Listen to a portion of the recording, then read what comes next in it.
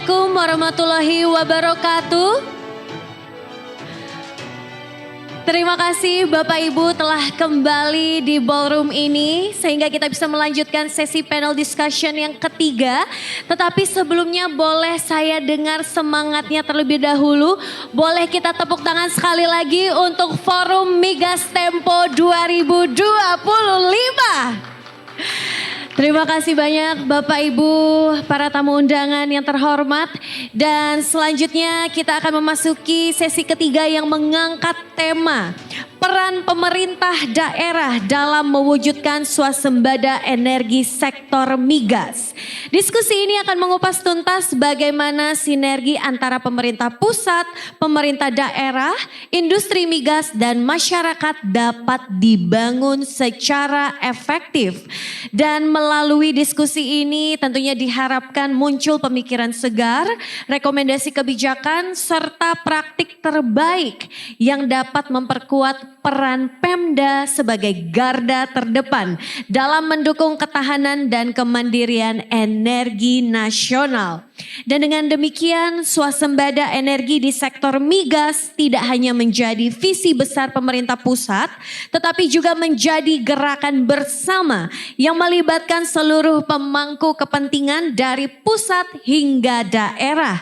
Untuk itu langsung saja kita panggilkan moderator diskusi panel yang ketiga ini yang merupakan redaktur Tempo. Kita berikan aplaus yang paling meriah kepada Ibu Marta Silaban.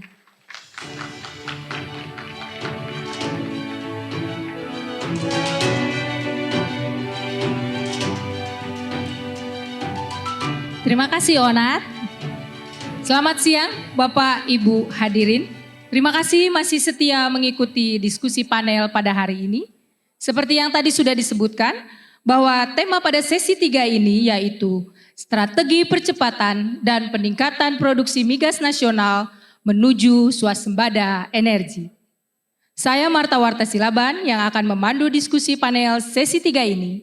Diskusi ini akan menggali dan memperjelas peran strategis pemerintah daerah dalam mendukung pencapaian swasembada energi nasional melalui optimalisasi potensi migas di wilayah masing-masing, mengidentifikasi tantangan regulasi dan koordinasi dengan pemerintah pusat, serta merumuskan langkah-langkah konkret yang dapat memperkuat iklim investasi, sekaligus menjaga keseimbangan antara kebutuhan energi dan keberlanjutan lingkungan. Langsung saja kita mulai diskusi pada sore hari ini. Saya akan mengundang para panelis hebat untuk bergabung bersama saya di sini. Yang pertama, Kepala Badan Pengelola Migas Aceh BPMA, Bapak Nasri. Silakan Pak, maju ke atas panggung. Kita berikan tepuk tangan yang meriah.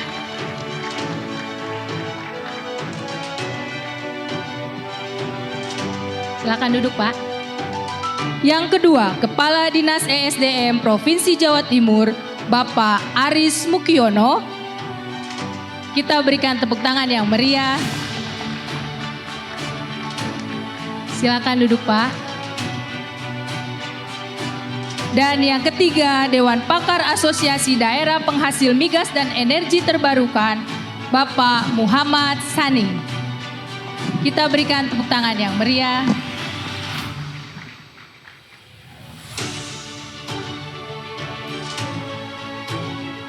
Silakan duduk Pak. Ya, karena Bapak sudah duduk semua, saya pun ikut duduk dan akan memulai diskusi pada sore hari ini. Terima kasih sudah hadir di sini, Pak Nasri, Pak Sani, dan Pak Aris. Apakah sehat Pak? Alhamdulillah sehat ya Pak. Di sebelah kanan Bapak sudah ada mikrofon. Nanti kalau Bapak ingin menyampaikan sesuatu, bisa langsung menggunakan mikrofon yang ada. Baiklah, kita akan mendengarkan dulu pemaparan dari masing-masing narasumber yang hadir di sini. Untuk yang pertama dari Pak Nasri, silakan Pak.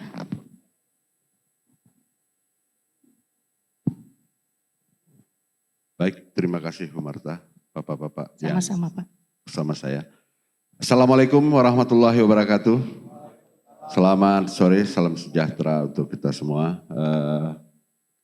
Perkenalkan, nama saya Nasri, Kepala Badan Pengelola Migas Aceh. yang merupakan satu-satunya badan pengelola migas yang ada di Indonesia. Hal ini tentu saja berdasarkan perjalanan panjang bagaimana Aceh itu bisa mempunyai badan pengelola migas sendiri.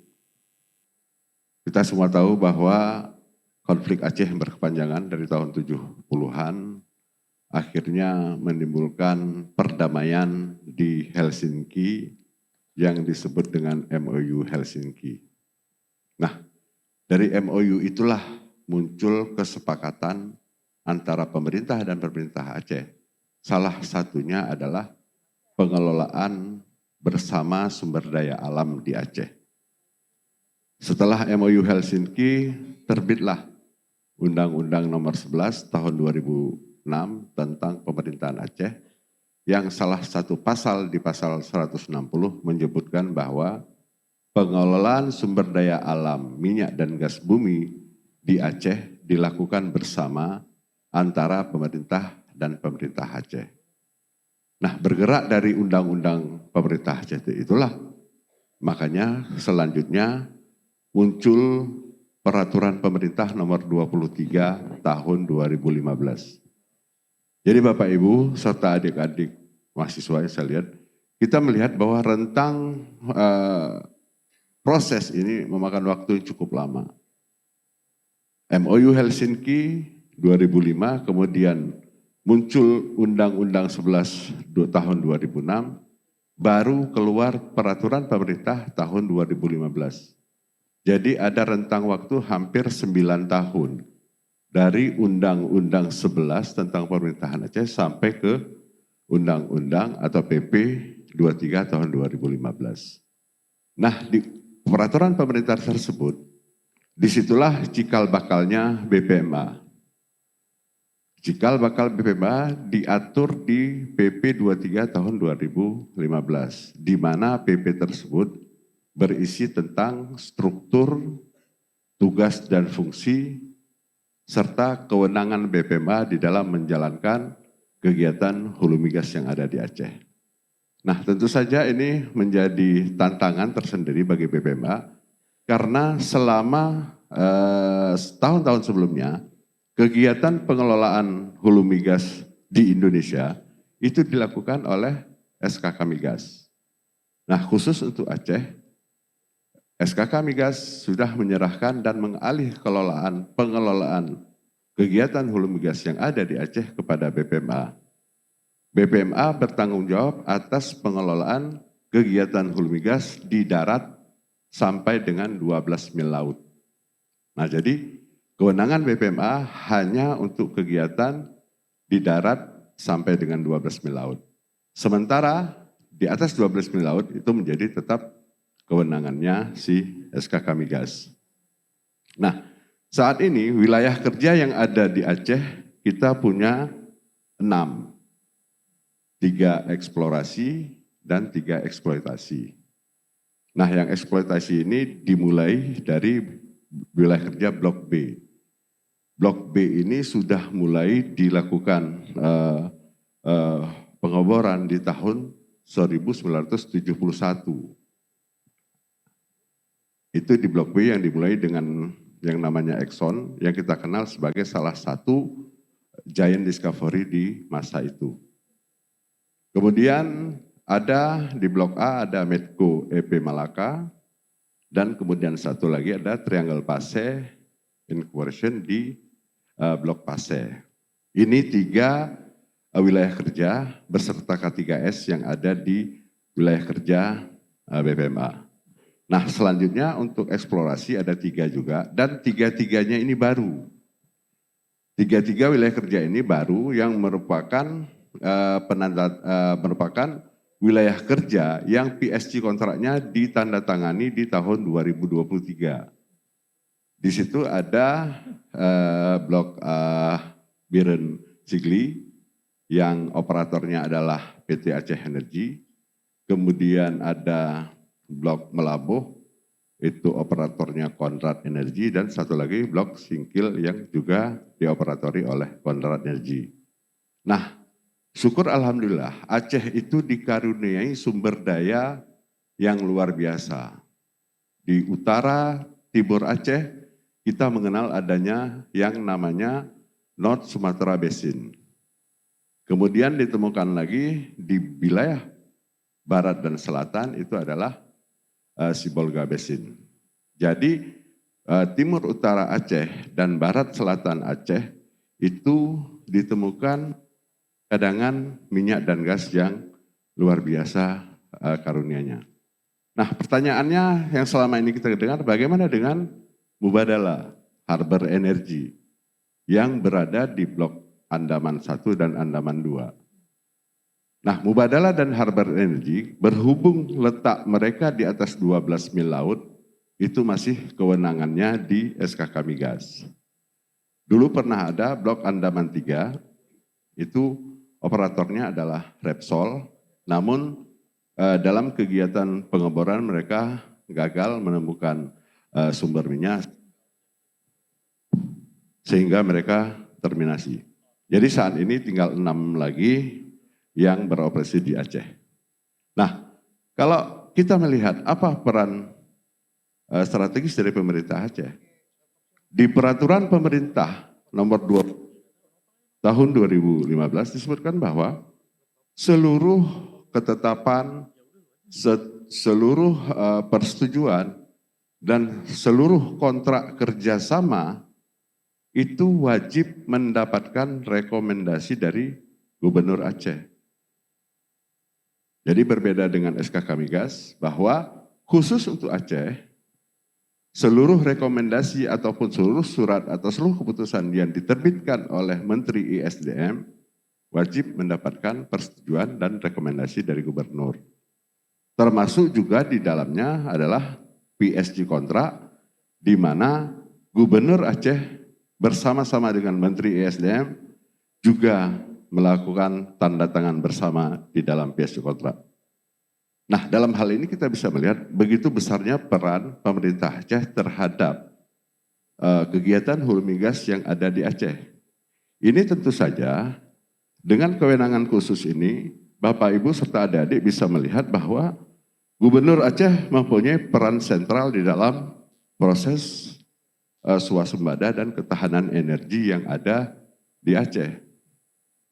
Ini tentu berbeda dengan provinsi-provinsi lain. Kita bisa melihat ada kewenangan tersebut yang dilakukan oleh gubernur. Sehingga ketika ada suatu hal terhadap kegiatan hulu migas yang ada di Aceh, itu wajib mendapatkan rekomendasi gubernur sebelum ditetapkan oleh Menteri SDM. Salah satu yang paling menonjol adalah ketika penentuan wilayah kerja. Penentuan wilayah kerja, Gubernur Aceh juga wajib memberikan rekomendasi kepada Menteri. Izin Pak Kepala Dinas, kalau di Aceh juga punya Dinas ESDM, dan itu menjadi mitra kami di dalam melakukan koordinasi terhadap gubernur. Karena secara pemerintahan, gubernur ketika mendapatkan surat tetap akan mendisposisikan kepada Kepala Dinas ESDM. BPMA dalam hal ini menjadi mitra di dalam penelitian ataupun di dalam memberikan rekomendasi terhadap kegiatan hulu migasnya. Jadi peran pemerintah Aceh dalam hal ini ada dua, satu melalui Dinas ESDM Provinsi Aceh, dan satu lagi melalui BPMA. Nah, BPMA mempunyai kekuatan dan kewenangan selaku regulator kegiatan hulu migas yang ada di Aceh setara dengan SKK Migas. Jadi peran pemerintah terutama gubernur hal ini sangat memberikan warna di dalam kegiatan hulu migas yang ada di Aceh. Masalahnya adalah ketika ada beberapa hal yang memang menjadi benturan kepentingan antara pemerintah dan pemerintah Aceh. Ini yang selalu kita lakukan rekonsiliasi. Kenapa ini perlu dilakukan? Agar hal ini tidak menjadi bottleneck terhadap kepercayaan investor untuk berinvestasi di Aceh. Ada regulasi-regulasi teknis yang kita terbitkan untuk menjembatani ini. Mungkin izin Bu Marta, kita sama-sama tahu ketika di Indonesia Petroleum Association yang dilakukan di bulan Mei lalu, pemerintah dalam hal ini Dirjen Migas ingin melelang yang namanya Joint Study Area Blok Mesaraya. Namun karena di dalam Blok Mesaraya itu ada kewenangan pemerintah Aceh yang belum sempat dilakukan, ditawarkan ke BUMD, ini menjadi terhambat dan tertunda sambil kita menyelesaikan permasalahan itu. Dalam hal ini tentu saja Bapak Gubernur Aceh, Bapak Muzakir Manaf, sangat mendukung masalah sumber daya ini karena salah satu janji kampanye beliau adalah juga terhadap ketahanan dan hilirisasi energi yang ada di Aceh. Selanjutnya Aceh dengan adanya peraturan pemerintah menerbitkan kanun. Kanun itu kalau di Aceh namanya, kalau di tempat lain mungkin peraturan daerah, Bapak Ibu sekalian. Peraturan daerah nomor 4 tahun 2019. Jadi di peraturan daerah itu juga secara teknis telah memberikan rincian terhadap tugas dan fungsi masing-masing pemerintah daerah sampai ke kabupaten kota. Nah, untuk pemerintah kabupaten kota, ini saya dan teman-teman di BPMA selalu mengajak teman-teman di kabupaten kota agar ayo segera bangun BUMD yang ada di kabupaten kota agar bisa berpartner dengan beberapa kontraktor kontrak hulu migas yang ada di Aceh. Salah satu bunyi di peraturan pemerintah nomor 23 tahun 2015 adalah ketika blok migas tersebut habis masa kontrak atau terminasi dapat ditawarkan terlebih dahulu ke BUMD Aceh. Nah, ini tentu saja menjadi peluang yang sangat besar bagi BUMD Aceh untuk ikut berkiprah di dalam kegiatan hulu migas yang ada di Aceh. Sama ketika yang saya sampaikan tadi di Blok B, setelah Arun, kemudian ada Pertamina Hulu Energi NSB, dan sekarang dikelola oleh BUMD Aceh yang namanya PT Pema Global Energy. Dan ini adalah satu-satunya BUMD pertama di Aceh yang mengoperasikan blok migas. Selanjutnya di tahun 2020, 2031 dan 2032 ada beberapa blok lagi yang kemungkinan akan habis masa kontraknya. Nah, ini tentu saja menjadi peluang bagi BUMD yang ada di Aceh untuk menjadi operator migas juga. BUMD itu kepemilikan sahamnya tetap ada sepenuhnya di pemerintah daerah. Jadi pemerintah daerah dalam hal ini harus punya peran baik dari segi regulasi, kemudian dari segi operasi, bahkan ke investasi.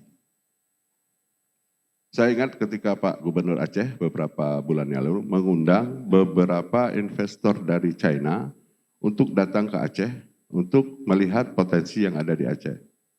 Termasuk di dalamnya ada beberapa negara Jazirah Arab, salah satunya adalah Uni Emirat Arab yang datang ke Aceh yang difasilitasi oleh pemerintah provinsi untuk melihat potensi apa saja yang ada di Aceh. Nah, tentu saja kolaborasi antara BPMA dengan pemerintah Aceh ini terus kami upayakan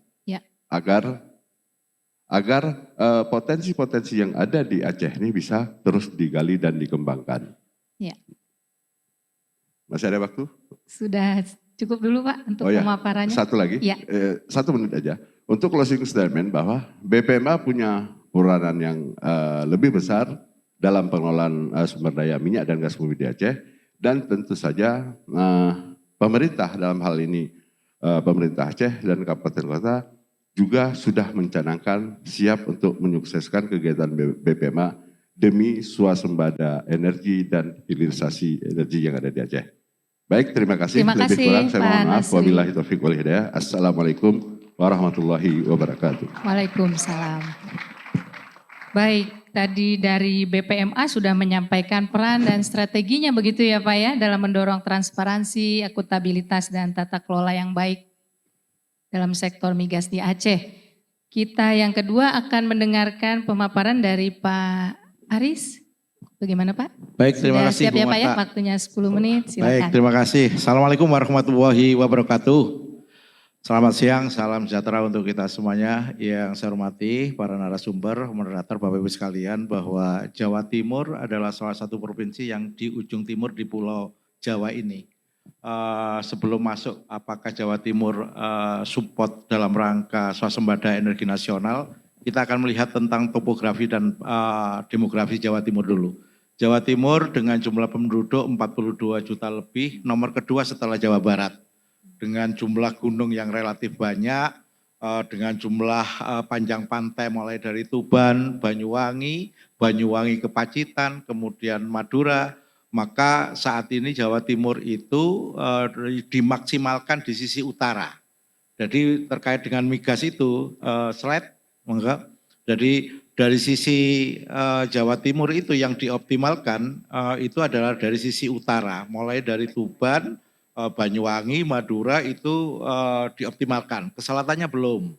Ke depan one day dengan teknologi yang bagus, walaupun ombaknya tinggi mungkin akan dimaksimalkan. Apa yang ada dengan jumlah penduduk yang banyak dengan ragam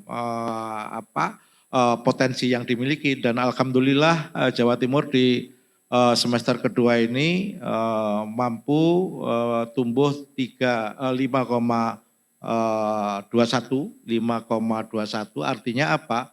Bahwa Jawa Timur dari 17 aspek lapangan usaha yang dinilai oleh BPS sebagai indikator untuk pertumbuhan ekonomi itu muncul. Salah satunya adalah lapangan usaha terkait dengan pengadaan listrik dan gas, alhamdulillah tumbuh positif.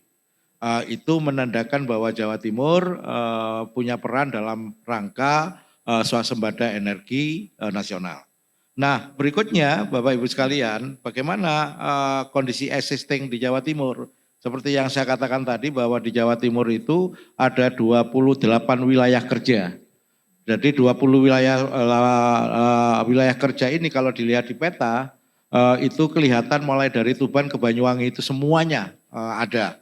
Dan kembali lagi peran pemerintah seperti apa? Hukumnya wajib.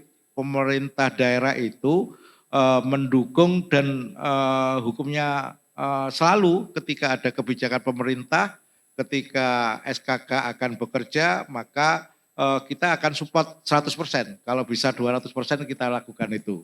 Jadi ketika SKK ada penugasan dari Kementerian SDM untuk melakukan pembukaan wilayah kerja baru, maka pemerintah provinsi maupun kabupaten di Jawa Timur hukumnya wajib mensupport, dan itu sudah kita lakukan. Kita berkolaborasi dengan SKK Migas. Dari 28 wilayah kerja itu yang sudah berproduksi 15, yang eksploitasi 4 dan pengembangan 8. Artinya ini dari wilayah topografi Jawa Timur itu wilayah pantai yang sisi Tuban sampai Banyuwangi dan Madura itu sedang digarap maksimal. Sementara yang sisi selatannya masih belum, karena sisi selatannya itu adalah wilayah yang relatif gelombangnya lautnya sangat dalam, sehingga saya yakin ke depan nanti kalau ada teknologi yang bagus pasti akan dikembangkan. Nah, bagaimana lifting migas Provinsi Jawa Timur? Alhamdulillah berdasarkan catatan dari Dirjen Migas, Jawa Timur di lifting migas sampai dengan semester 1, slide-nya rusak ya ini ya. Kebetulan yang ada dia. Semester 1 lifting migas Jawa Timur itu sudah 17,8% mensupport lifting nasional. Artinya dari 28 wilayah kerja itu yang sudah beroperasi produksi itu mampu mensupport 17,8% untuk lifting nasional.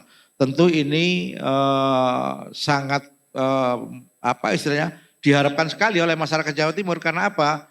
Selain berefek langsung terhadap ketika itu migas, maka pemerintah daerah dapat participation interest. Provinsi dibagi dengan kabupaten, di samping itu tiap akhir tahun kita dapat DBH, dana bagi hasil migas, baik itu minyak maupun gas. Dan data menunjukkan kurang lebih 788 miliar itu tiap tahun masuk ke Jawa Timur. Dari hasil penjualan itu kita dapat dana bagi hasil. Bagi pemerintah daerah uang 788 miliar itu sangat besar sekali untuk mensupport kehidupan yang ada di Jawa Timur. Maka kami berharap setiap aktivitas kegiatan migas pasti kita akan dukung. Bahkan kita berbicaranya ke teman-teman migas seperti yang dikatakan beberapa narasumber, karena migas ini investasinya besar. Ketika mencoba ngebor tapi yang tahu-tahu yang nggak keluar minyaknya 30 tahun, maka saya bilang kalau bisa pakai aja itu jin kartubi gitu ya, langsung tes gitu, pasti tahu minyaknya gitu ya. Kalau itu terjadi maka alhamdulillah mungkin akan bisa mensupport. Ini kondisi faktual Bapak Ibu sekalian, bahwa walaupun migas itu kewenangannya pusat, tapi pemerintah daerah harus hukumnya wajib untuk mendukung kegiatan itu. Karena dampak langsungnya pemerintah dapat dari partisipasi interest yang 10% bisa dibagi dengan provinsi dan kabupaten, maka tiap akhir tahun kita pasti ditransfer ada dana bagi hasil minyak maupun gas. Tentu untuk kesejahteraan masyarakat. Lanjut. Nah, ini adalah kondisi ketika ditanya apa sih peran pemerintah dalam hal ini untuk migas, maka kami coba bedakan di hulu dan di hilir. Di hulu, di hilir, ketika di hulu, ketika SKK masuk di Jawa Timur, maka dengan segala daya upaya supaya tidak ada penolakan oleh masyarakat, sosial masyarakatnya, maka kita bekerja sama dengan pemerintah daerah supaya masyarakat itu benar-benar bisa menerima dan tidak berdampak terhadap sosial. Contoh yang saat ini sedang seismik SKK di antara Sumeneb ke Bali 50 kilo itu sempat terjadi penolakan oleh nelayan, tetapi pemerintah provinsi dan pemerintah kabupaten memberikan pewarnaan, penjelasan kepada masyarakat, ini dampaknya akan bagus terhadap pemerintah daerah sehingga dampak-dampak sosial itu bisa dikurangi atau diminimalisasi. Nah, ketika sektor hilir apa yang dilakukan oleh pemerintah, maka pemerintah dengan BUMD yang kita bentuk di bidang migas, kita namakan ada BUMD kita yaitu Petrogas Jatim Utama, maka Jatim Utama ini tentu dapat kewenangan untuk yang PI tadi mendistribusikan ke dunia usaha yang ada di Jawa Timur. Dari sisi hulu kita bekerja sama dengan SKK Migas untuk menggolkan tujuannya supaya benar-benar 28 wilayah kerja itu berproduksi semuanya. Dari peran hilirnya pemerintah ketika kita dapat jatah kuota migas maka kita juga melakukan pengembangan itu. Ini adalah peran dari pemerintah daerah dari sisi hulu maupun hilir. Apa yang dilakukan di Jawa Timur? Slide selanjutnya. Yang dilakukan oleh Jawa Timur adalah kita melakukan pengembangan dari sisi kebutuhan migasnya. Kawasan industri existing di Jawa Timur kayak di JP, ada smelter, bahkan 1 bulan yang lalu ada penugasan dari PT Antam mau melakukan eksplorasi di Jawa Timur untuk emas. Tentu itu akan berdampak juga di wilayah Jawa Timur yang sisi selatan. Dan pasti akan menjadi kebutuhan butuh migasnya, minyak dan gasnya pasti butuh. Kawasan industri existing akan disuplai peluang pengembangan migasnya. Sementara untuk kawasan industri pengembangan yang baru, kita pemerintah mendorong bagi para investor untuk melakukan pengembangan, misalnya di Ngawi akan berdiri kawasan industri baru 600 hektar maupun di kawasan-kawasan yang lain, pasti itu butuh minyak dan gas. Ini yang kami lakukan. Peran pemerintah adalah mendukung ketika memang ada suplai minyak dan gas yang dibutuhkan, maka pemerintah provinsi maupun kabupaten benar-benar ini 100% untuk melakukan upaya supaya terjadi pengembangan dalam sisi kebutuhan migasnya. Oke, lanjut. Nah, ini yang dilakukan Jawa Timur Bapak Ibu sekalian. Pengembangan sektor hulu migas di Jawa Timur itu proyek lapangan migas 1-7 di Banyu Urip, ini tentu wilayah kerjanya yang sudah dilakukan oleh SKK Migas, sementara saat ini di survei seismik yang sedang dilakukan di daerah Kangean di Madura. Ini sedang berjalan dan fungsi pemerintah adalah mendorong atau membantu mensupport SKK Migas untuk melakukan dan mudah-mudahan berhasil. Oke, terakhir Bapak Ibu sekalian, bahwa Jawa Timur tentu dampak daripada potensi yang ada dan itu digali, gitu, dieksploitasi, diproduksi, diharapkan mampu mensupport pertumbuhan ekonomi lokal. Ketika ada pertumbuhan ekonomi yang lokal diharapkan, maka kembali lagi tujuan dari pemerintah adalah mensejahterakan rakyatnya, pertumbuhan ekonomi yang bagus, tidak ada pengangguran, kemiskinan berkurang, indeks pembangunan manusianya bagus. Saya pikir ini adalah tujuan pemerintah daerah dan pemerintah pusat juga akan seperti itu. Sehingga dengan harapan produksi migas di sebuah daerah itu bertambah, volumenya bertambah bagus, maka dengan harapan itu akan mensejahterakan rakyatnya. Yang kedua, alhamdulillah lifting Jawa Timur di semester 1 ini di tahun 2025 urutan ketiga setelah Riau dan Kalimantan Timur. Tentu ini adalah berkat kerja bersama antara kontraktor yang bergerak di migas, SKK Migas, dan pemerintah daerah. Yang berikutnya tentu kami juga berharap bahwa Jawa Timur mampu mensupport swasembada energi nasional. Dengan harapan berbagai permasalahan yang dihadapi, kita berharap berkolaborasi untuk meminimalisasi dampak negatif dari produksi migas yang ada. Saya pikir itu, terima kasih. Terima kasih Pak Aris, kita sudah mendengarkan dari Pak Aris tadi Jawa Timur kita lihat telah menunjukkan peran dan kontribusinya dalam produksi migas nasional. Baik, yang ketiga kita akan mendengarkan pemaparan dari Pak Sani. Mohon disiapkan dan tidak terputus-putus ya panitia. Oke, silakan Pak Muhammad Sani. Ya, baik. Assalamualaikum warahmatullahi wabarakatuh. Bapak Ibu yang kami hormati dan kami banggakan, izin Pak Permadi ya dari Dinas SDM Jawa Barat Pak. Saya Muhammad Sani mewakili Pak Sekjen Asosiasi Daerah Penghasil Migas. Ya hadir di sini untuk membawakan materi mengenai peran pemerintah daerah dalam mewujudkan swasembada energi dan sektor migas.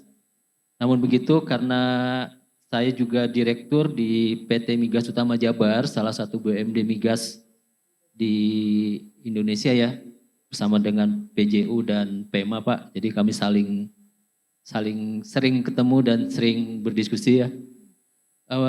Kami juga akan membahas bagaimana sebenarnya BUMD itu harusnya bisa lebih berperan dalam optimalisasi sumber daya alam termasuk sumber daya migas di Indonesia. Ini beberapa hal yang dititipkan ke kami untuk menyampaikan. Yang pertama, implikasi dari kondisi lifting minyak migas kita, kemudian peran strategis BUMD, partisipasi interest, dukungan perizinan, pengupayaan sumur minyak tua, dan pembangunan kilang mini di berbagai daerah. Lanjut. Nah, yang pertama, Bapak dan Ibu semua, bahwa lifting minyak kita semakin turun itu saya pikir semua kita tahu, dan kalau kita lihat target lifting kita 1 juta barrel, sebenarnya juga itu tidak berarti kita akan swasembada energi, karena kebutuhan kita sebenarnya kan lebih dari 1 juta barrel gitu. Harusnya kalau kita mau swasembada, ya target produksi itu harus disesuaikan dengan berapa kebutuhan kita di tahun 2030 misalnya. Itu kan sudah hampir 2 juta barrel per hari untuk minyak gitu. Nah, harusnya itu yang kita targetkan gitu. Jadi kalaupun 1 juta barrel kita dapat, sebenarnya itu tidak berarti kita swasembada energi. Karena itu artinya hanya separuh dari kebutuhan migas nasional itu. Nah, belum lagi dengan penurunan migas nasional itu kan bagi daerah tentu akan mengurangi dana bagi hasil ya Pak. Ya, tadi kalau Jawa Timur alhamdulillah aktivitas di sana banyak sekali kegiatan minyak migasnya, kemudian Aceh juga punya aktivitas migas yang sangat banyak sehingga mungkin secara nasional tidak berpengaruh di daerah masing-masing.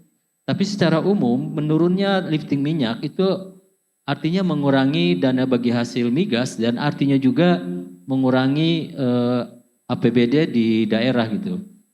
Nah sebenarnya ini yang harus jadi perhatian kita, kenapa produksi migas kita turun gitu.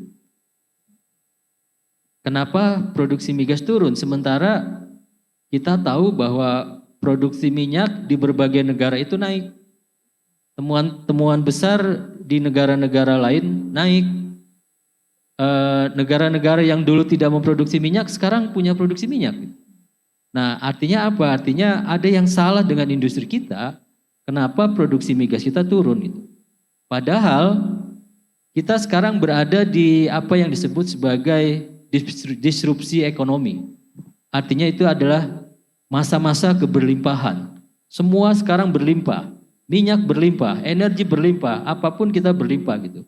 Tapi di negara kita, di Indonesia, kita mengalami kelangkaan minyak, kelangkaan gas di Jawa Barat gitu. Nah ini yang harus menjadi pemikiran kita, ada apa dengan kita sehingga kita tidak mengikuti tren yang ada di dunia gitu. Nah itu yang mungkin kami ingin menekankan, sebenarnya harusnya BUMD atau pemerintah provinsi itu punya peran yang lebih besar gitu. Diberikan kewenangan yang lebih besar sehingga kita sesuai dengan Undang-Undang Dasar 45 ya kita bergotong royong. Apa yang kita sebut sebagai pasal 33 seringkali yang dikutip itu yang pasal ayat 2-nya. Bumi dan segala yang terkandung di dalamnya dikuasai oleh negara. Itu yang membuat BUMN menguasai hampir seluruh sumber daya alam di Indonesia gitu. Tetapi pasal satunya menyebutkan sebenarnya perekonomian disusun berdasarkan secara bersama berdasarkan asas kekeluargaan. Nah artinya harusnya pemerintah daerah dan tentu saja melalui BUMD harus punya peran yang lebih aktif, harus punya kewenangan yang lebih sehingga ya kita bergotong royong untuk meningkatkan produksi migas nasional gitu. Jadi kondisi yang sekarang ini bukan hanya tidak ideal, tapi sebenarnya ya tidak normal atau tidak wajar lah gitu. Berarti ada yang salah dengan tata kelola migas di Indonesia gitu. Lanjut. Nah kemudian ini beberapa hal yang peran strategis dari pemerintah daerah seperti yang tadi Pak Kadis sampaikan ya bahwa prinsipnya kalau daerah sebenarnya sih dukung-dukung saja lah apa yang jadi program strategis nasional gitu. Dan selama ini kan seperti itu gitu. Di daerah itu pasti akan mendukung apapun yang menjadi kebijakan energi nasional gitu. Nah kalau dilihat lagi sebenarnya bahkan soal perizinan pun daerah itu hanya rekomendasi ya Pak. Atau pertimbangan gitu. Semua perizinan juga adanya di pusat kok. Perizinan kehutanan, perizinan kelautan, perizinan melintas di kereta api segala macam itu semuanya sebenarnya di pusat juga gitu. Jadi sebenarnya kalau diminta daerah mempercepat proses perizinan itu sih sudah pasti gitu karena kita dampaknya kan pasti ke daerah gitu. Justru ya perizinan banyak perizinan justru di pusat juga gitu bukan di daerah gitu. Yang pertama ini yang kami sampaikan satu peningkatan pasokan migas. Nah, sebagaimana kita tahu sekarang ada pengusahaan sumur tua yang mudah-mudahan itu bisa meningkatkan pasokan migas ya. Walaupun ya kita agak-agak skeptis juga karena sebenarnya yang harus dikembangkan itu bukan hanya sumur tua tapi juga bukan idle well tapi idle field. Lapangan-lapangan yang tidur, sleeping field itu yang seharusnya dikembangkan. Kalau sumur tua ya udah begitulah, nggak akan nambah banyak juga gitu ya. Dan ada beberapa kejadian kan akhirnya meledak, paparan lingkungannya besar sekali gitu.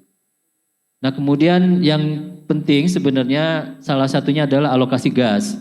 Jadi banyak sekali daerah-daerah penghasil migas itu BUMD-nya tidak punya alokasi gas. Kita justru beli dari perusahaan-perusahaan yang lain.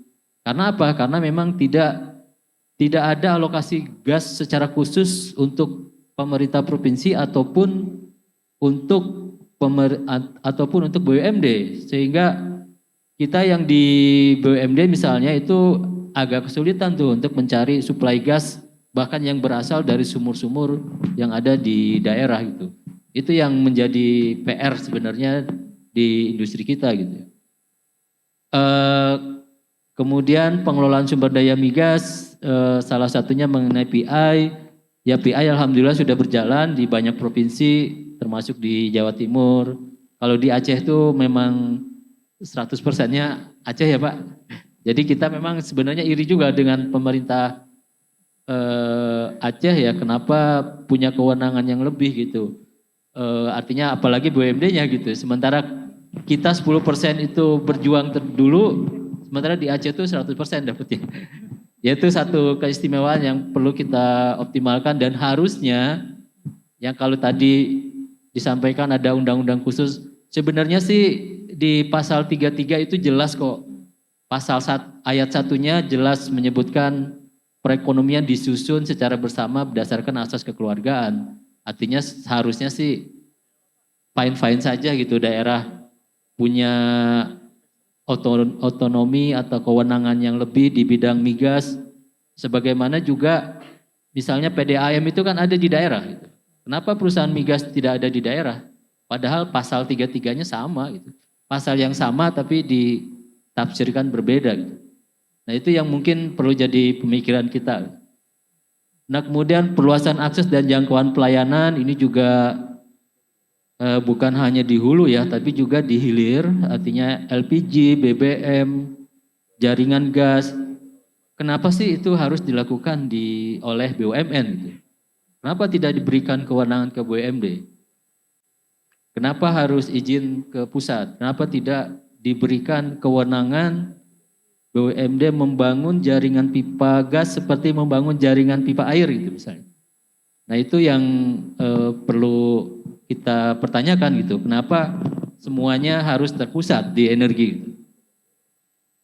Nah kemudian penguatan implementasi transisi energi, sebenarnya ada ide dari kami sebagai pengelola PI ini yang 10% ini kalau bisa kita jadikan modal untuk pengembangan energi terbarukan gitu. Nah itu kita yang punya 10% aja dan itu mungkin juga tidak seluruh K3S memberikan 10%, masih berpikir seperti itu gitu, masih berpikir 10%-nya itu adalah untuk pengembangan transisi energi. Nah ini kita upayakan terus walaupun tentu mungkin juga Pak Kadis paham juga ya bahwa kewenangan kita walaupun diberikan tapi pada akhirnya tergantung dari pusat juga gitu, karena energi terbarukan kan muaranya adalah listrik gitu. Dan ketentuan mengenai tarif dan sebagainya masih sangat tergantung dari pusat juga gitu. Tapi bagaimanapun kita sebagai daerah itu punya keyakinan harusnya kita bisa swasembada berdasarkan sumber energi masing-masing di daerah. Dan itu adalah energi bersih. Itulah yang kita maksud dengan swasembada energi melalui transisi energi. Artinya kita kembali ke energi bersih. Jawa Barat itu dahulu kala zaman penjajahan 100% energinya bersih, tidak pakai fosil. Karena kita dulu pakai PLTM dari perkebunan-perkebunan gitu ya. Ya itu harusnya kita setiap daerah pasti punya sumber energi. Dan itu yang harusnya dikembangkan bagaimana apa yang kita sebut sebagai petroleum fund atau dana dari hasil migas ini bisa kita kembangkan untuk pengembangan energi baru terbarukan gitu. Itu yang harusnya bukan hanya yang 10% tapi yang 90% yang ada di BUMN itu juga bisa jelas-jelas didedikasikan untuk pengembangan energi terbarukan. Ya. Mungkin langsung aja terakhir, di slide terakhir saya mau menyinggung sedikit soal BUMD. Bagaimana kami sebagai salah satu BUMD mengupayakan pengelolaan energi di daerah. Slide terakhir saja sebelum yang... Nah, walaupun dengan segala keterbatasannya kita mengupayakan pengembangan satu siklus energi yang komplit dari mulai hulu ke hilir gitu. Jadi kita punya hulu migas itu adalah PI 10% di ONWJ, kemudian kita punya lapangan di Subang, di Pabuaran. Nah, kalau di Jawa Barat mungkin satu-satunya juga provinsi yang hanya ada satu perusahaan minyak, yaitu Pertamina gitu. Kenapa? Karena kan vulkanik ya, jadi nggak banyak perusahaan minyak yang mau ngebor di vulkanik gitu. Kalau Pertamina ya mau nggak mau di sana gitu. Kita punya upstream, downstreamnya kita punya migas hilir Jabar, ada CNG, kita sedang merencanakan juga untuk pipa maupun Jargas. Kemudian kita punya energi terbarukan yang sedang kita programkan flare to power di lapangan-lapangan migas. Kemudian ada penyewaan kendaraan listrik untuk Pemprov. Kemudian kita sedang upayakan juga green hydrogen maupun white hydrogen yang ada di Jawa Barat. Nah, yang lain untuk konstruksi tentu saja kami bukan hanya penonton tapi kita juga ingin berperan dalam peningkatan produksi dan lifting minyak melalui perusahaan oil service. Demikian yang bisa kami sampaikan. Terima kasih. Assalamualaikum warahmatullahi wabarakatuh. Waalaikumsalam. Terima kasih Pak Muhammad Sandi untuk pemaparannya. Jadi kita sudah dengarkan ya dari Aceh, Timur dan Barat begitu ya. Dari Jawa Timur maksudnya dengan Jawa Barat. Nah tadi ada berkisah ya, agak iri katanya kepada Aceh Pak. Pak Nasri ya. Tapi jangan sampai perang dulu ya Pak ya. Baru ada pemisahan ya. Oke, kita ingin elaborasi dulu sedikit sebelum nanti dilempar pertanyaan kepada audiens. Kepada Pak Nasri dulu nih Pak, tadi Bapak udah sampaikan panjang lebar strategi, kemudian perannya. Yang ingin kita tahu Pak, bagaimana kontribusi untuk jangka panjangnya mungkin Pak yang ingin dicapai BPMA dalam peta jalan swasembada energi migas nasional. Tadi ada sempat Bapak sebut sampai 2032 begitu ya tadi ya Pak ya. Ya, terima kasih Bu Marta. Jadi untuk program jangka panjang, BPMA terus saja melakukan kegiatan-kegiatan untuk mencari cadangan. Karena periode di hulu migas ini memang untuk blok baru itu di 30 tahun dan blok perpanjangan itu di 20 tahun. Nah, untuk menjaga ketersediaan atau ketahanan energi yang ada di Aceh, BPMA terus melakukan kegiatan-kegiatan studi, kegiatan-kegiatan yang memang kami lakukan untuk memperkaya cadangan migas yang ada di Aceh. Karena data-data lama itu sebagian besar masih dalam bentuk data seismik 2D. Nah, nanti di beberapa K3S kita sudah tingkatkan ke seismik 3D. Nah, ini yang kita lakukan agar kesinambungan kegiatan hulu migas di Aceh ini bisa terus berlanjut. Contoh kita sampaikan bahwa ketika awal-awal di 70-an Aceh itu hanya berfokus di North Sumatra Basin di bagian timur dan utara Aceh. Nah, selanjutnya kita kembangkan lagi data-data untuk yang ada di Sibolga Basin yang ada di wilayah barat dan selatan. Jadi kuncinya adalah dengan terus mencari sumber daya cadangan migas yang ada di Aceh. Ya, terima kasih Pak untuk jawabannya. Kepada Pak Aris tadi menarik tuh Pak, Bapak sampaikan setiap tahun dapat DPH 788 miliar begitu ya Pak ya. Nah, bagaimana dengan Pemprov Jatim dalam mendukung jumlah itu bagi masyarakat lokal Pak agar sektor migas ini tidak hanya menjadi penggerak industri tapi bisa memberikan manfaat langsung bagi kesejahteraan rakyatnya. Baik, dari DBH itu tentu dalam struktur APBD kan ada banyak-banyak, ada pendapatan PAD, kemudian ada belanja itu ada belanja pegawai, belanja pembangunan. Maka ketika pendapatan itu salah satu sumbernya adalah dari DBH, maka tim anggaran pemerintah daerah, baik provinsi maupun kabupaten, dari anggaran itu disupport untuk kebutuhan-kebutuhan kegiatan yang sifatnya strategis, penurunan kemiskinan. Jadi pasti akan terdistribusi merata untuk pembangunan. Tapi prinsip pemerintah daerah sangat berharap dengan pengembangan migas yang baru itu akan menjadi sumber mata pencarian pendapatan daerah kami yang baru. Kami berharap gitu loh. Salah satu contoh misalnya gitu, yang dioptimalkan maksimalkan kan di sisi utara. 1 tahun yang lalu itu memang ada yang melirik di Kabupaten Blitar, yang laut lepas itu dari Saudi Arabia. Mungkin karena orang berpikiran kalau pantai selatan itu kan berhubungan dengan nun sewu dongeng gitu ya, pantai selatan. Saya yakin dengan teknologi yang baru ke depan mungkin ya Ratu Selatannya diajak dirayu gitu ya supaya bisa melakukan produksi di pantai selatan. Saya pikir itulah. Iya Pak, tidak mengajak Gubernur Jawa Barat itu Pak ya, supaya bisa ngajak ngobrol begitu. Oke, tadi menarik dari Pak Sani ya, bahwa tantangannya itu bagaimana dengan pemerintah pusat begitu tadi ya Pak ya, ada beberapa pemikiran-pemikiran yang mungkin bisa dikembangkan sejauh mana nih koordinasinya yang telah terjalin dengan pemerintah pusat dalam pengembangan infrastruktur dan kebijakan. Tadi Bapak ada pemikiran bahwa ya kalau bisa ya, jangan PDAM saja begitu tadi ya. Nah itu bagaimana Pak? Mungkin koordinasinya sejauh mana selama ini yang terjalin dengan pemerintah pusat? Ya, pertama tentu yang kita lakukan adalah sinergi dengan BUMN ya. Dalam hal ini adalah Pertamina, PGN, dan lain-lain.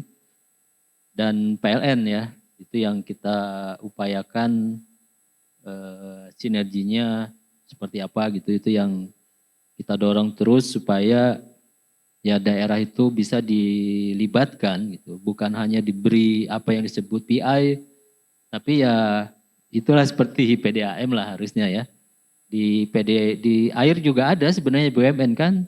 Jadi yang urusan spam itu diurus oleh BUMN, tapi yang lokal-lokal itu diurus oleh PDAM gitu. Nah, salah satu yang kami usulkan dan ide ini sedang kami sharing terus adalah bagaimana kalau yang di darat ini semua area migas yang di darat diserahkan ke BUMD. Kenapa begitu? Karena sekarang Pertamina itu sudah banyak pengalihan blok-blok migas yang offshore gitu. Dan Pertamina sudah di level itu. Pertamina sudah di level untuk pengembangan offshore. Maka berikanlah daerah BUMD itu pengembangan seluruh onshore gitu. Paling tidak adalah lapangan-lapangan yang sekarang tidak diproduksikan itu loh diberikan ke BUMD supaya sama-sama nih kita bergotong royong. Seperti amanahnya Undang-Undang Dasar Pasal 33 juga, ya kita bergotong royong secara bersama-sama meningkatkan produksi migas gitu. Nah itu yang perlu nih, yang kita perlukan adalah keterbukaan yang lebih lah. Kan sebenarnya bangsa kita ini kan mempelopori apa yang disebut sharing ekonomik kan. Sebelum orang bicara sharing ekonomik, migas kita sudah bicara production sharing contract.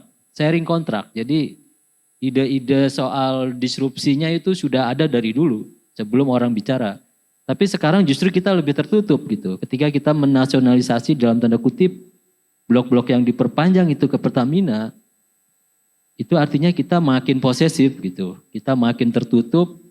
Nah udah saatnya sekarang kita buka lagi apa yang ada di darat misalnya itu dikembangkan oleh BUMD gitu. Paling tidak lapangan-lapangan yang tidak produktif.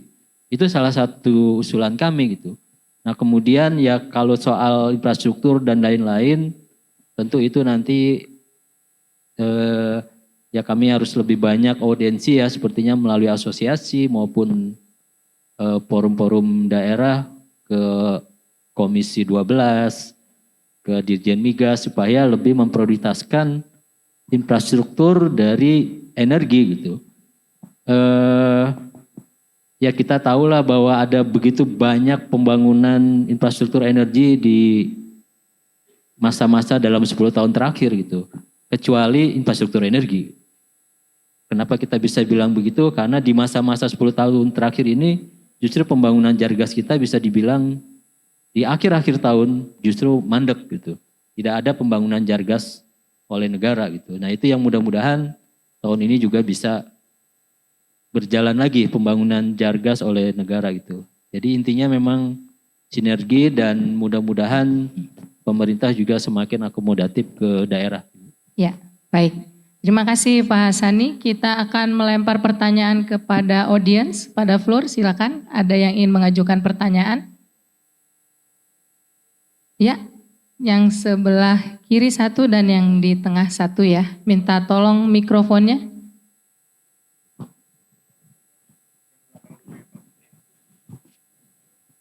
Silakan berdiri ya untuk yang bertanya. Oh ya, yang sebelah, yang belakang dulu. Silakan Mas. Baik, makasih. Saya Rifki dari IDS, Lembaga Riset untuk Kebijakan dan Penelitian Sektor Energi dan Sumber Daya Alam. Kebetulan saya dari Banyuwangi, Jawa Timur, Pak Kepala Dinas. Salam kenal Pak. Tadi paparan dari Kepala BPMA, terus dari Asosiasi Pengusaha Migas Daerah dan Pak Kepala Dinas cukup menarik ya, artinya perkembangan pengolahan hulu migas ini di daerah yang potensial Jawa Timur, Aceh, Jawa Barat dan sebagainya itu memiliki kekhususan tersendiri dan sebagainya. Nah, ada dua hal yang ingin saya tanyakan. Pertama, bagaimana pengolahan hulu migas sekarang dengan serapan tenaga kerja masyarakat daerah? Terus yang kedua, dengan terbarunya isu mengenai sumur minyak rakyat, apakah kira-kira itu mengganggu dalam proses bisnis badan usaha milik daerah, dan bagaimana tanggapan daerah terhadap isu ataupun peraturan Menteri SDM yang sudah disahkan mengenai melegalkan sumur minyak rakyat gitu, yang kemarin juga rame ada mengalami kecelakaan di wilayah kerja migas, itu pun juga sumur minyak rakyat. Terima kasih. Baik, terima kasih. Dari Banyuwangi ya, dari DS tadi. Silakan yang kedua. Bismillahirrahmanirrahim. Assalamualaikum warahmatullahi wabarakatuh. Salam sejahtera. Nama saya Ardi Krisnamurti dari Insania Energi. Kebetulan asli Jawa Timur juga, Pak. Saya kebetulan juga pengurus Kadin Jawa Timur di SDM. Jadi kalau kita lihat Jawa Timur dan secara keseluruhan, Jawa Timur ini di Bojonegoro, Tuban itu potensial energinya luar biasa. Tapi kalau saya lihat peran pemerintah daerah terkait dengan pengembangan SDM itu tidak kelihatan. Ya. Kalau di Riau itu ada Politeknik Perminyakan yang dibangun oleh Caltex. Ya. Harapan kami itu di daerah-daerah penghasil migas di Jawa Timur, bahkan mungkin di seluruh Indonesia, itu bisa membuat lembaga-lembaga pendidikan sejenis politeknik. Karena pada saat saya lihat di Cepu ada AK Migas, ya. Nah, kemudian di Bojonegoro begitu kita mencari sumber daya manusia yang bagus terkait dengan industri energi minyak itu kesulitan. Tuban juga sama halnya. Jadi mungkin ini usulan untuk daerah-daerah yang penghasil migas terbesar, buat saya itu wajib punya politeknik perminyakan, dan saya pikir biayanya juga tidak besar. Mungkin bisa bekerja dengan perguruan-perguruan tinggi teknik, misalnya ITS, ITB, dan yang lain-lain. Saya pikir itu sekedar usulan dari saya. Terima kasih. Baik, terima kasih. Tiga pertanyaan ya dari dua peserta yang hadir di sini. Tampaknya Jawa Timur ini menjadi favorit ya Pak ya. Baik, terima kasih. Silakan Pak Ari. Yang pertama dari teman-teman Banyuwangi, terima kasih bahwa Banyuwangi adalah rumah idaman kita ke depan untuk pariwisata ya. Serapan tenaga kerja terkait di industri migas. Jadi sekali lagi ketika kewenangan migas itu ada di pusat, maka Ibu Gubernur itu selalu berharap boleh perusahaannya ada di pusat, tetapi kalau bisa itu ya tenaga kerjanya dari daerah dan itu diingini oleh pemerintah daerah. Tetapi kita hanya bisa berharap, dan berharap terus gitu. Bahkan guyonan kita gitu ya. Masalahnya sosialnya ada di daerah, tapi yang dapat keuntungan di Jakarta perusahaannya. Ini yang jadi problemnya seperti itu. Jadi bahkan Ibu Gubernur kami, Bu Kofifa minta kalau memang ada BUMN yang bergerak di migas, kemudian bergerak di tambang yang besar dan sebagainya, itu kalau bisa ya NPWP-nya di Jawa Timur, istilah gitu. Itu berharap ketika ada seperti itu, maka ada pemasukan PAD. Jangan masalah sosialnya di daerah, tetapi yang mendapatkan pendapatan adalah di Jakarta. Ini problem juga. Dan saya sepakat kalau misalnya ada aturan gitu ya, bahwa serapan tenaga kerja untuk industri migas 50% harus dari daerah. Itu enak kalau seperti itu. Kita tinggal ngecek saja istilah itu. Tapi karena belum ada aturan seperti itu, kita nggak bisa gerak apa-apa. Misalnya gitu. Tapi kami mendukung bahwa tenaga kerja terlepas dari tadi karena SDM-nya nggak ada Pak. Nah kalau memang SDM-nya nggak ada, pemerintah daerah nggak boleh protes istilah gitu. Yang berikutnya terkait dengan sumur rakyat. Saya pikir ini hal yang baru di Jawa Timur. Kita lagi menginventarisasi. 1 bulan yang lalu kita sudah ada nge-zoom dengan Dirjen Migas. Sehingga ini kita inventarisasi di kabupaten kota, bahkan beberapa investor sudah datang ke kami untuk mengoptimalisasi dan memaksimalisasi sumur rakyat yang ada di Tuban dan Bojonegoro. Kebetulan potensinya banyak dan itu mau dikelola oleh koperasi. Saya pikir ini akan menjadi bagus ketika memang peraturannya sudah ada, kemudian sumur minyak rakyat ini bisa menghasilkan. Ini adalah bagian daripada nun sewu, mungkin bagian dari usaha yang lain, walaupun off-takernya tetap Pertamina, tapi ini membuka lapangan pengusahaan yang baru. Yang terakhir usul, saya pikir ini bagus sekali gitu ya. Saya pikir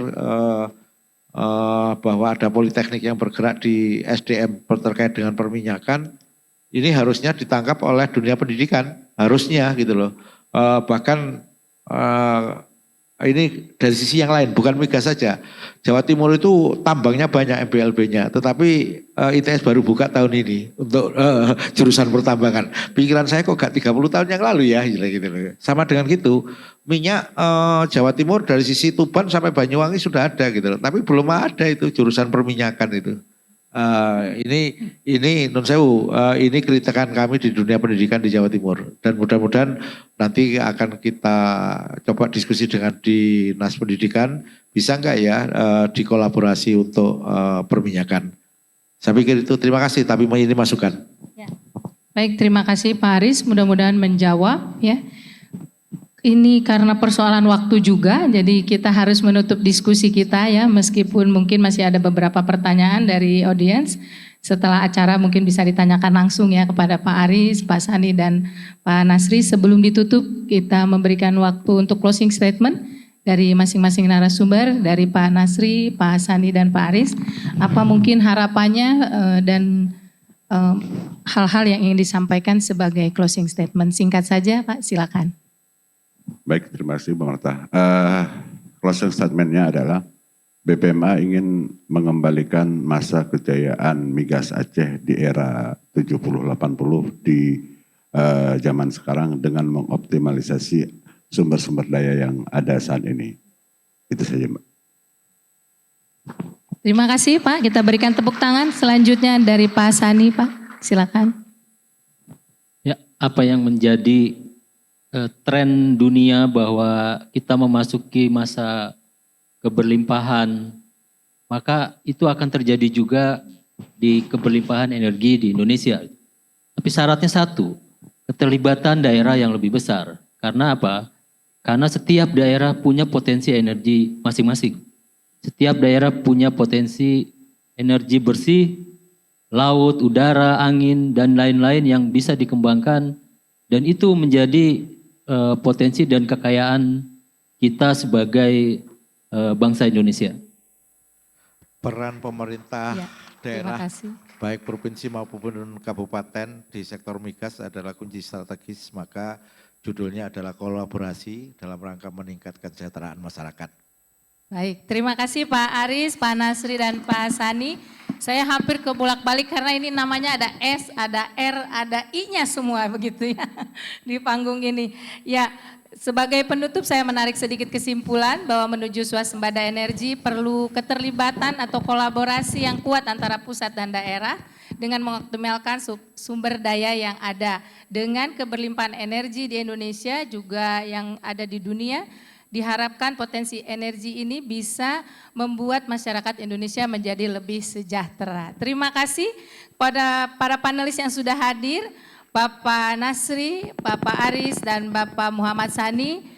Saya serahkan kembali kepada MC. Baik, terima kasih. Sekali lagi kita berikan aplaus kepada Ibu moderator kita, Ibu Marta Silaban, dan juga kepada para panelis. Kami mohon untuk tetap berada di atas panggung untuk menerima apresiasi.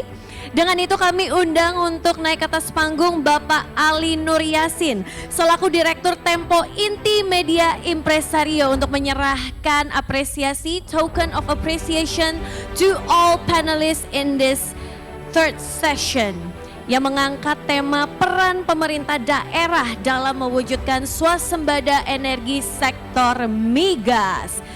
Boleh untuk memberikan pandangan ke teman-teman fotografer, Bapak, silakan. Satu persatu. Iya.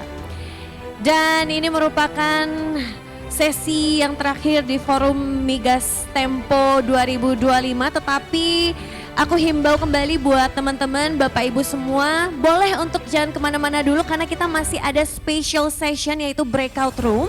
Yang nanti kita akan mengarah ke suatu discussion yang lebih intimate bersama dengan special guest as well.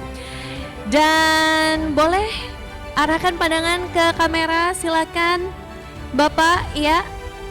Lalu kita mengambil foto bersama, izin Bapak Ali dan juga Ibu Marta boleh bergabung. Teman-teman fotografer dan videografer boleh mengambil posisi.